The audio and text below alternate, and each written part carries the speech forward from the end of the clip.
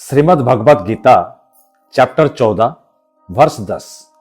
रजस्तमश्च विभूय सत्वं भवति भारत रजसत्वं तमश्चैव तमसत्वं रजस्ततः। इसमें कहा गया है कि समय अनुसार सत्वगुण, रजोगुण और तमोगुण एक दूसरे के ऊपर हावी हो जाते हैं और जो गुण इंसान के स्वभाव में जिस समय हावी रहता है, इंसान उसी समय अनुरूप कर्म करता है। इन गुणों के प्रभाव से इंसान का नेचर और मानसिकता भी उसी प्रकार बन जाता है। एक छोटी सी कहानी, दो दोस्तों की, विपिन और सागर, दोनों पिछले 15 दिनों से एक अस्पताल में एक ही कमरे में एडमिट थे। विपिन की बेड खिड़की के पास थी जबकि सागर की बेड खिड़की से दूर थी। दोनों की पहचान वहीं पर हुई थी। वो दोनों दिन भर अपने बचपन, स्कूल, परिवार और कई सारे विषयों पर आपस में बातें करते थे। दोनों बेड रिडन थे। बेड के ऊपर उठकर बैठने के लिए उन्हें इजाजत नहीं थी, पर विपिन को सुबह और शाम एक एक घंटे उठकर बैठने के लिए इजाजत थी। जब विपिन उठकर बैठता था तब वो खिड़की से बाहर देखता था। सागर उससे पूछता था कि भाई, बाहर का नजारा कैसा है? मैं तो देख नहीं सकता, तो आप ही बता दो। विपिन उसे खिड़की से देखते हुए बताता था, खिड़की के बाहर एक सुंदर पार्क है। सुंदर से सुंदर फूलों के पौधे लगे हुए हैं और फूल भी खिले हैं। छाया के लिए बड़े बड़े पेड़ भी हैं जिस पर रंग बिरंगी चिड़ियां चहक रही हैं। पार्क में रंग बिरंगी बेंच लगी हुई है जिस पर लोग बैठे हुए हैं। हर प्रकार के लोग कलरफुल कपड़े पहने पार्क में टहल रहे हैं। बच्चे खेल रहे हैं।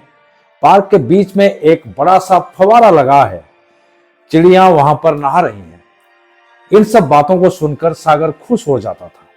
वो सोच रहा था कि बाहर की दुनिया कितनी खूबसूरत है और ये अस्पताल का रूम कितना भयानक है। अगले कुछ दिनों तक ऐसा ही चलता रहा। अचानक एक दिन सागर के मन में ख्याल आया कि विपिन कितने लकी है। वो ये सब खुद अपनी आंखों से देख पा रहा है, पर मैं तो यहां अपनी बेड पर पड़ा हूं। धीरे धीरे सागर के मन में विपिन के प्रति नेगेटिव फीलिंग्स बढ़ने लगी। अब सागर विपिन को एक भी पल सहन नहीं कर पा रहा था। एक दिन विपिन को बड़ी जोर की खांसी हुई। वो खांस रहा था, उसकी सांसें फूल रही थी। सागर चाहता तो पैनिक बटन दबाकर नर्स को बुला सकता था, पर उसने ऐसा नहीं किया। विपिन की मौत हो गई। अब विपिन वाला बेड खाली हो गया था। अगले दिन सागर नर्स से रिक्वेस्ट किया कि अब तो मैं उठ के बैठ भी सकता हूं, अगर मुझे खिड़की के पास वाला बेड मिल जाता तो अच्छा होता। नर्स ने सागर को वो वाला बेड दे दिया। अगले दिन सुबह होते ही विपिन बड़े ही उत्फुल्लित होकर खिड़की से बाहर झांका। वो खुश था कि आज तक जो वो सुन रहा था, आज वो सब अपने आंखों से देखेगा। पर ये क्या? वहां तो सिर्फ एक दीवार थी, कोई पार्क नहीं था। उसने नर्स से पूछा, वहां पर एक पार्क था ना?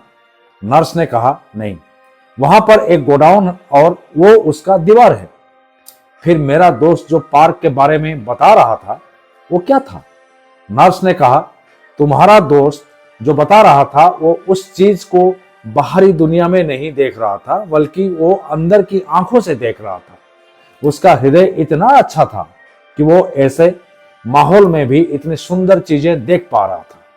वो उसके दिमाग की सुंदरता थी। दोस्तों, ये छोटी सी कहानी हमें यह सिखाती है कि अगर हमारा मन सुंदर हो तो हमारे लिए बाहरी दुनिया भी सुंदर है। इसलिए कहा जाता है, जब हम घर से बाहर देखते हैं तो किसी को तारे दिखते तो किसी को अंधेरा। दोस्तों, जाते जाते हर बार की तरह मैं इस बार भी यही कहना चाहूंगा कि आप जैसा कोई नहीं, आप किसी से कम नहीं। अगर खुद पर है भरोसा तो जरूर पूरी होगी मन की आशा। हर हफ्ते आप मेरे YouTube channel BK the story teller पर सुन सकते हैं नई नई कहानी, और मेरा Facebook channel BK the story teller पर भी सुन सकते हैं नई नई कहानी। तब तक के लिए स्वस्थ रहें, मस्त रहें, तंदुरुस्त रहें, मुस्कुराते रहें, हंसते रहें। धन्यवाद।